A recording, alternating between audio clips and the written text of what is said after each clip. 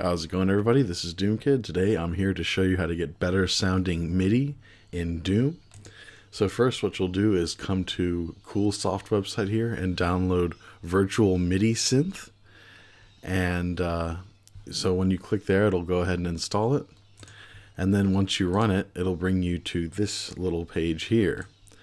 And you'd go to MIDI Mapper, you select VirtualMIDISynth 1, you click Apply and OK. And then you do the same for this bottom one here. Click VirtualMIDISynth 1, apply, and OK. You have to do both of those individually. I've noticed sometimes it can be a bit finicky if you don't do them both as their own thing. So you do that, and then you can go ahead here and add your sound font.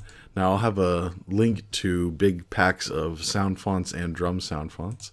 So what you can do is you can just go through and pick one.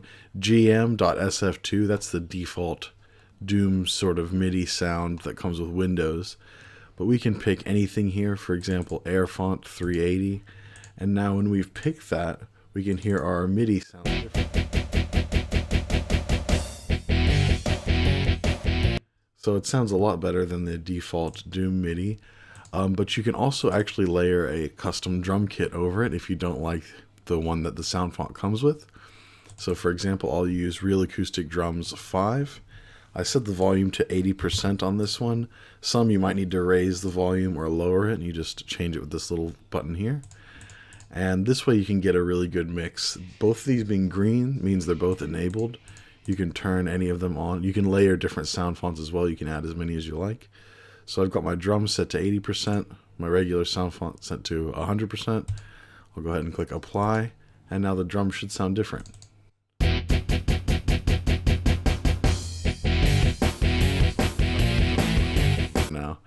So how to select this in game so that it'll be used, I'll show with Xandronum firstly here.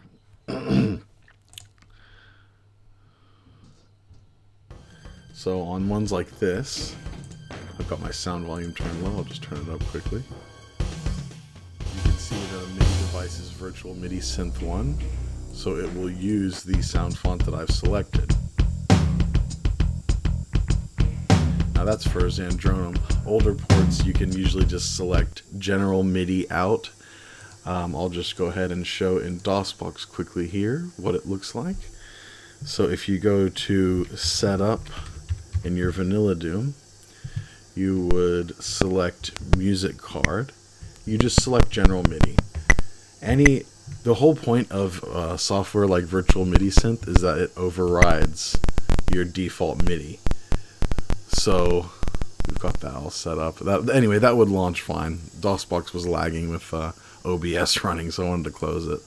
But the point is, once you've got this set up, you can easily do it. You can also use this to convert MIDIs to MP3 and other formats. You have to download the LAME codec, which VirtualMIDISynth website actually provides that.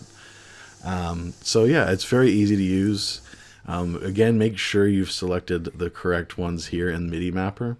That'll allow ports that don't have specific MIDI device selection things.